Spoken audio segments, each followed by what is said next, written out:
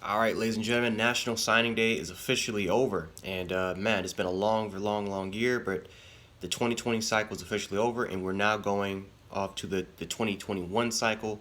So it's going to be a long year as far as trying to get some new recruits, new 5, 4, 3-star players to see who was going to go to their program in 2021.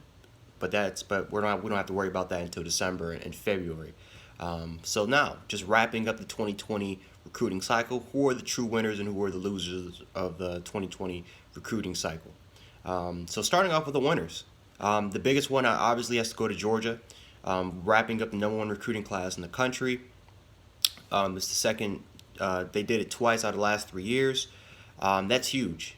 Georgia has now officially become, as far as having probably the most talented team maybe in the entire country. I mean, you're talking about the endless amount of 5-star players that they've gotten over the last 3 years. It's absolutely incredible.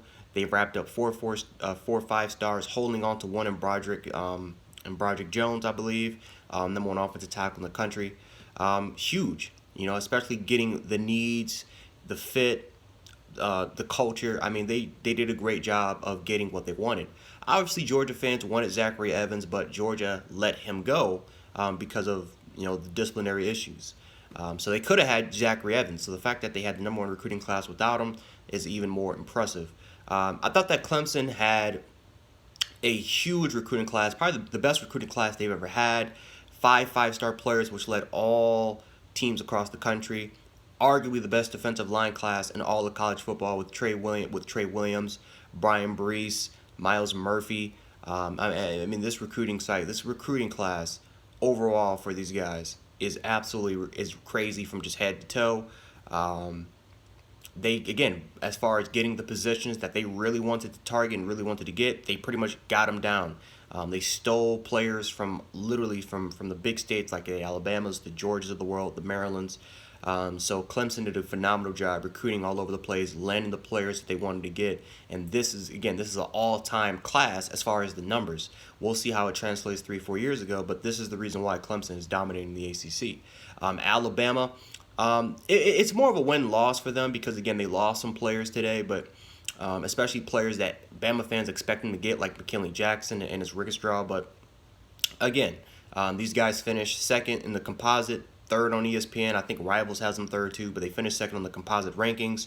Either way, they got a top 3 recruiting class. They pretty much they didn't get the tight ends that they wanted, but as far as the linebacking position and as far as the addressing some of the needs on the defensive line, the offensive line, including the receiver position with Jerry Jeudy and Henry Ruggs going to the NFL, Bama did a great job. Of course, the most important player that they got was the quarterback position in Bryce Young, the best quarterback in the country.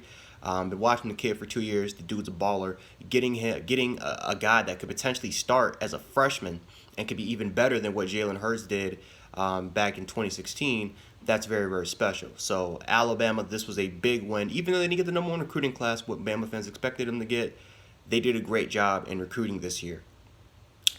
I look at Tennessee. Tennessee finishing, jumping all the way to number 10, getting a phenomenal recruiting class. This was great. This was a great win. Getting guys like Malachi Whiteman on their board. There's some names I'm forgetting, but the fact that you got they're recruiting at such a high level is really great. And again, top 10, that's borderline elite status right there, if not elite status. You're in elite territory, competing against some of the best teams in the country for talent. You're talking about the job that Jimmy Pruitt and the staff that he's developing, the culture that he's been trying to set there. You're starting to see Tennessee gathering all that talent. Again, we haven't seen this maybe in about 3 4 years where Tennessee started to win games because of their talent, because of the coaching. Maybe the same thing could happen. They went 8-5, right? They won a late splurge, went ahead 8-5. They won a bowl game. Could we see Tennessee pop up and become one of those surprise programs that could potentially compete at maybe a playoff caliber level, maybe in 2 3 years? That's something that we're going to have to watch out for. But I think Jimmy Pruitt did a great job with this recruiting cycle, finishing 10th in recruiting, getting some of the players that not a lot of fans expected them to go to Tennessee. They're there. So great job by Tennessee finishing in the top 10. North Carolina and Arizona State are my top 2 recruiting teams, only because if you look at the job that both Mac Brown and Herm Edwards, what he's been able to do at Arizona State, it's been really, really impressive. North Carolina, last year they got the quarterback that they wanted. They got some of the players to surround him and make him better. In that cycle back in the 2019 cycle, you come into this year and guess what? They wrapped a fence around North Carolina. You got some of the best players from North Carolina, guys like Billingsley, guys like Murphy. They have wrapped a fence around North Carolina. And that's impressive because you're competing against Clemson, you're competing against NC State. They didn't get all the targets that they wanted, but like I said, the majority of the players from North Carolina are at the North Carolina Tar Heels. So that is huge that you wrapped around the fence. You wrap that fence around your state. You got some of the best players and the best talent from there.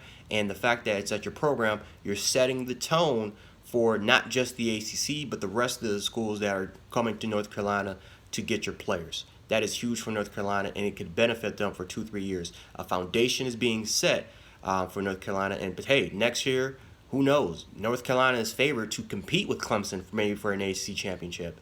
It could be that way. You look at Arizona State with Herm Edwards. Again, the same situation. You got your quarterback in the future with Jaden Daniels. You saw what he was able to do his freshman year. Had a phenomenal freshman season. You see some of the playmakers that Herm Edwards, over the last two recruiting cycles he has had and that he's established there.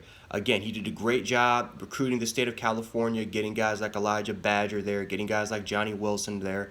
They're getting some of the top players from the state of California, and they're coming to Arizona. Again, they got to wrap that fence around Arizona because they got some of the top programs in the country, I'm gonna pronounce this wrong, but Sagaro and Chandler, you got some of those team programs there. So again, if you can wrap around that fence around Arizona, wrap that up, get some of the top talent from that state, and you can bring them to Arizona State, that will be huge. But again, getting some of the top players from California, getting playmakers, getting players from all different type of positions, and getting them to your school from a program that is trying to build a foundation, that's trying to rebuild. It's even more impressive for Herm Edwards for what he's been able to do. Again, Herm Edwards, I don't think he's really coached that much at the collegiate level. So the fact that as a head coach, recruiting, and just doing a good job taking care of the players and producing players and get them to the league, that is absolutely phenomenal. We could be talking about maybe a year or two, again, Arizona State competing for maybe a Pac-12 title. It could be that way if Herm Edwards keeps up the work. Some notable schools, I thought Florida did a great job as far as recruiting. Again, not a lot of people expect Dan Mullen to be this great recruiter. They got around 25, 26 guys, the majority of them for the state of Florida, and some of the best players, notable players like Garvin Dexter there. So Florida did a great job. I thought that Texas did a great job getting the number one recruiting class in the Big 12, beating out Oklahoma, getting a big-time player in Alfred Collins, getting a guy like Bijan Robinson there. That's huge for Texas. Miami, man. I mean, you're talking about Miami. They went 6-7. They lost to FIU for God's sake, and Miami still finished with a top 15 recruiting class. They got some transfers in like De'Ara King. They was able to steal away Avante Williams, from the University of Florida. So I thought that Miami and Manny Diaz, with the recruiting staff that he's able to put up, did a great job this year, getting some of the top players from Florida and bringing them to your program. Again, if Miami can have a season where they can set that tone, set that foundation, who knows? Maybe these players, the fans, they can start believing in Manny Diaz again, and maybe Miami can go up to being maybe close to at least competing with Clemson as far as for an ACC title. So I thought Miami did a great job recruiting this year. Oh, man, as far as the losers of this cycle, there's not really that many losers. I would say the biggest one, though, is USC. I mean, USC just did a horrible job. I mean, USC, goodness gracious, man. I mean, Clay Helton, I don't know why in the hell he's not fired. I mean, USC has been a huge mess, man, as far as from their athletic director all the way down to their coaching staff. Just a horrible job by USC. Again, this is a blue blood program. This is a program that's been recruiting in the top 10 for damn near a decade. And all of a sudden last year, you had this amount of turmoil and you started to lose a lot of players. And then this year, the fact that you didn't even finish in the top 50. You didn't even finish in the top 50 in recruiting. That's an absolute embarrassment. The worst recruiting year in their history. This was a horrible year for USC. This is something that's going to bite them. This is going to come and bite them in the ass. In a year or two, it's going to come and bite them. So they got to figure it out, what they want to do with Clay Helton, the players there. Again, they lost players like Justin Flo, Bryce Young, just some of the top players in the state of California over the last 2 years that they could have had, but because of just the turmoil that's over there, they just couldn't get the players that they wanted. So USC, they got to do a better job, but finishing 54th in recruiting, man, that's absolutely horrible. There was a lot more teams I didn't mention. Teams like Auburn. Auburn had a really, really good recruiting year, finishing seventh, I believe, either seventh or sixth in recruiting. Oregon finishing #1 in the Pac-12. That was huge. That was huge. Again, getting some of the top talent, stealing a talent away from Alabama. That's absolutely huge. Again, there's not a lot of losers here. As a matter of fact, there was a lot more winners than I would say losers. But again, as far as the biggest loser, again, USC definitely deserves that title. So anyway, guys, hopefully you guys enjoyed the video. That's pretty much all I got for you guys today for recruiting. Again, I don't do that much in recruiting, but again, National Signing Day, it's a huge part of college football, and I thought I would cover for you guys. So anyway, guys, that's all I got for you guys today. If you guys liked the video, hit the like button, share the video, and subscribe. And yeah, that's all I got. So anyway, this is Gen 716. I'll catch you guys later. Peace.